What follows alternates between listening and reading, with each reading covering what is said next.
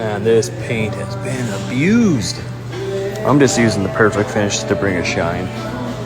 Not gonna play with it too much. Just trying to do a nice quick little freebie for the guy. Had all his windows smashed out, ended up painting the roof, but looking a lot better. We'll do a ceramic sealant right after.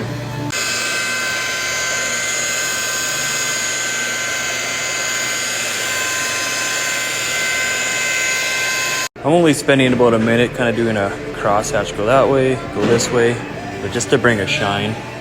You can see how dull that is. See what cuts off there? It's something. There's the sauce. Man, that paint's still bad. Graphene sealant, auto recon. Give her a spritz. Rub it in real good with a microfiber. And that's all you really need. Make sure your paint is clean so you're not rubbing dirt and putting more scratches in. But this will make the water just bead off and be super nice, super hydrophobic. We've been lately using this graphene sealant on every vehicle, doing at least every windshield, and if we got time, we do all the windows. But it's also really good for the rubbers on your wiper blades, so it will be less streaky, less jumpy. It just glides so much smoother. So if you're gonna get a bottle of this for your paint, definitely use it on your windows. It works really good.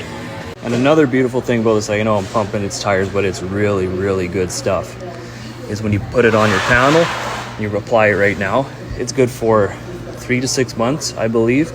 But every time you wash it, after you've rinsed your vehicle and it's still wet, you just lightly spritz it on.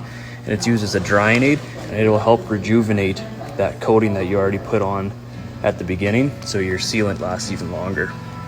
There, I'll take it all the paint, all the windows, the lights, the wipers, everything, graphene sealed. Difference between a ceramic sealant and a graphene sealant is the graphene. The graphene has just another level of hydrophobic properties, so it is going to be a better, longer lasting product, I guess. I don't know how to describe it, something like that. You can figure it out. It's all about the details.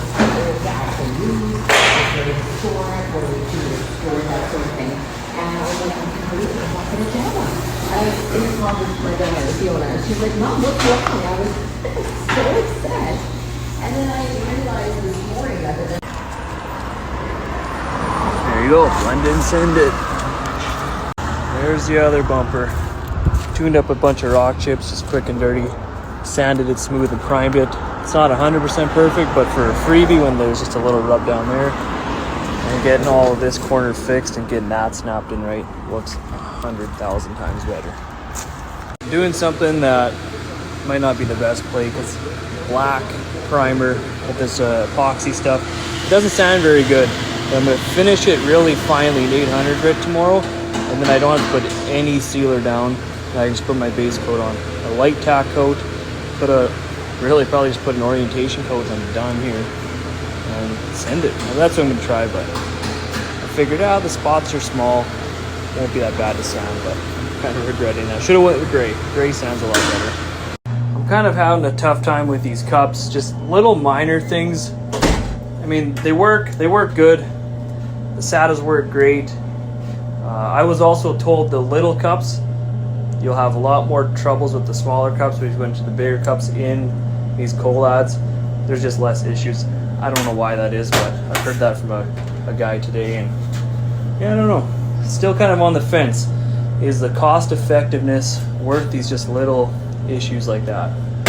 I don't know. I never get a lot of time doing stuff like this, changing quarters, rockers, door skins, but here we are doing a door skin. So pretty much grind it off. It's glued in around the edge, intrusion bar, and then fit it, fold it around, a couple of spot welds. Should be easy, right?